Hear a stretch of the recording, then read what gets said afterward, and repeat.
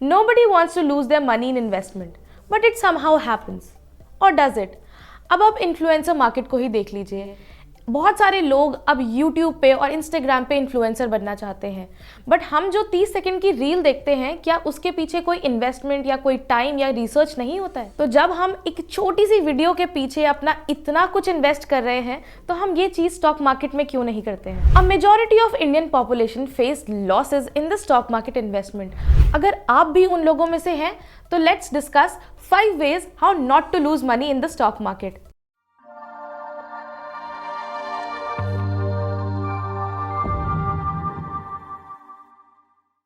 To begin with, अपनी stock market expectations को बहुत रियल रखना चाहिए। अब हम जब इन्फ्लुएंसर्स की बात ही कर रहे थे, तो इंस्टाग्राम पे कोई एक रील डालकर ये तो सोच सकता है कि वो शायद वायरल हो जाए, बट क्या वो मोनेटाइज हो सकता है? क्या वो आपका लॉन्ग टर्म गोल हो सकता है? शायद नहीं। तो जब हम इंस्टाग्राम के लिए इतनी सारी चीज़ें सोच रहे हैं, तो स्टॉक मार्केट में ये सोच के आना कि 21 दिन में मेरा पैसा डबल हो जाएगा या मैं रातों रात अमीर हो जाऊंगा, I think that is a wrong conception, और ऐसा हमें बिल्कुल भी नहीं सोचना चाहिए। 25 दिन में पैसा डबल, 25 दिन में पैसा डबल। और लोग शायद इतनी फॉल्स एक्सपेक्टेशंस इसलिए रखते हैं क्योंकि शायद उन्हें स्टॉक मार्केट के बारे में कंप्लीट नॉलेज नहीं होती है। Which brings me to my second point, that you should always learn before you enter the stock market. अब बहुत सारे लोग स्टॉक मार्केट में सिर्फ इसलिए इन्वेस्ट करने लग जाते हैं क्योंकि उनके किसी रिश्तेदार या उनके किसी दोस्त ने कोई इन्वेस्टमेंट की और उस पर एक अच्छा प्रॉफिट कमाया। अगर आप भी ऐसा ही सोच रहे हैं और आप भी उन्हीं लोगों में से हैं, तो शायद आप यहाँ पे थोड़े से गलत हो सकते हैं। तो हो सकता है कि जिस इन्वेस्टमेंट से या किसी ट्रेड से आपके दोस्त को मुनाफा हुआ हो, उन्हें उसकी एक अच्छी नॉलेज हो, बट आप वो नॉलेज लैक करते हैं।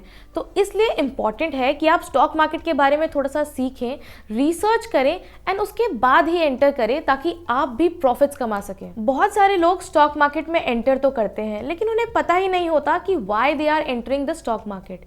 इसीलिए it is very important that you define your goals beforehand. आपको पता होना चाहिए कि आप लॉन्ग टर्म के लिए आ रहे हैं, शॉर्ट टर्म फाइनेंशियल गोल्स के लिए आ रहे हैं, या फिर आप कितने प्रॉफिट को टारगेट करना चाहते हैं।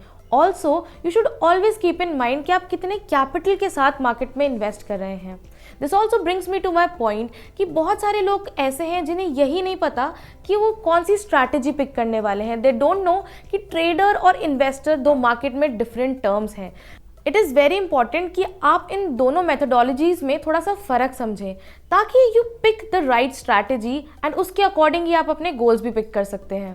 अब आपने अपने गोल्स भी डिफाइन कर लिए, ठीक है, आपने अपना ट्रेडिंग सेगमेंट भी पिक कर लिया और अपना ट्रेडिंग स्टाइल भी पिक कर लिया, लेकिन नाउ कमिंग बैक, अब आप एक्चुअल ट्रेडिंग में एंटर कर रहे हैं।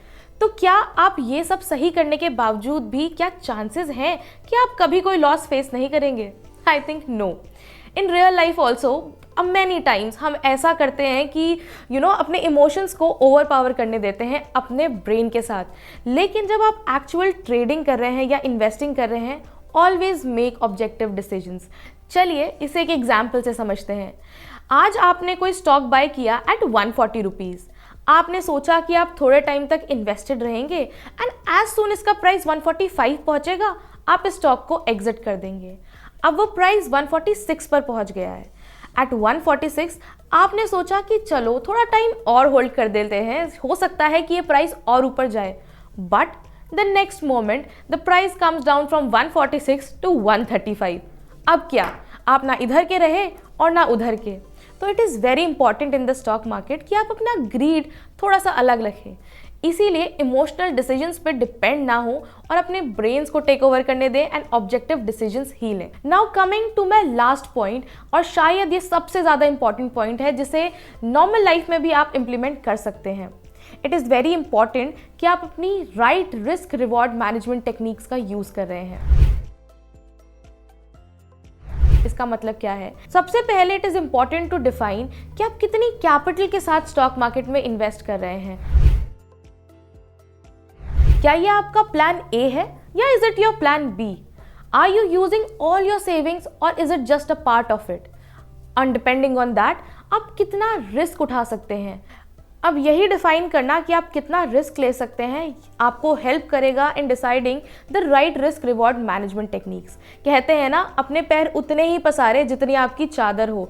तो अपना पोर्टफोलियो किसी बड़े इन्वेस्टर जैसे राकेश झुनझुनवाला से कंपेयर ना करें।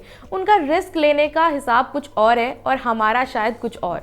स्टॉक मार्केट में ये ज़रूरी नहीं है कि आपका पोर्टफोलियो हमेशा आपको ग्रीन दिखेगा, हमेशा प्रॉफिट में दिखेगा। लॉसेस होंगे यार, and it is normal, but उन्हें मिनिमाइज तो किया जा सकता है। तो उनको मिनिमाइज करने के लिए आप ये 5 पॉइंट्स अगर ध्यान में रखें तो आपका काफ़ी ज़्यादा बेनिफिट हो सकता है। स्टॉक मार्केट में इन्वेस्ट तो बहुत सारे लोग करते हैं, but you have to trade smart. And अगर आपके पास इन 5 पॉइंट्स में ऐड ऑन करने के लिए कुछ है तो प्लीज़ कॉमेंट डाउन बिलो।